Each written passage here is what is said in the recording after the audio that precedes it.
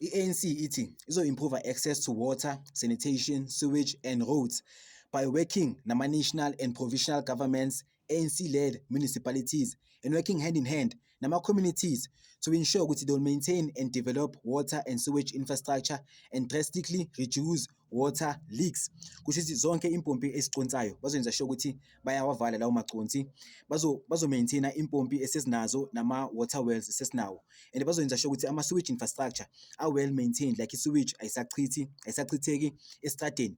But they will increase the number of boreholes and water tanks in communities. Kusho ukuthi ama-water tanks emalokishini or emakhaya or whatever it is azoba more than the current number.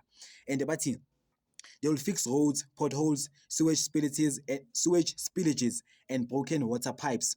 Kusho ukuthi bazolungisa idradi and nama-potholes nawo wonke ama-sewage achithaka estradeni, bazoyenza sure ukuthi lento leyo ayisayenzeki, like bazohlezi bazi-maintaina njengoba basho ukuthi they will maintain and develop ama-sewage infrastructure, yangithola.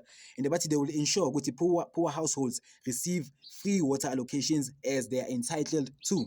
Kusho ukuthi even ama-houses which cannot afford to buy water, nabo bazohlezi ba-receive free water on a monthly basis or as usual, yabo, as they are entitled to. So ithi futhi land and housing, they will provide land to those who work it and houses to those who need them. That we will, yabo. So but how will they provide land to those who need it and houses to those who need them nakhona? But they will fast track land reform and rural development. Kusho ukuthi abantu kumele bathole umhlaba, bazothola umhlaba back, and bazo-ensure ukuthi emakhaya like babuilda ama-malls or ba-create ama-facilities to ensure ukuthi abantu no longer have to move to ezinye indawo, yabo, like baba nama-houses and everything they need in rural areas, yabo. They will continue to upgrade informal settlements.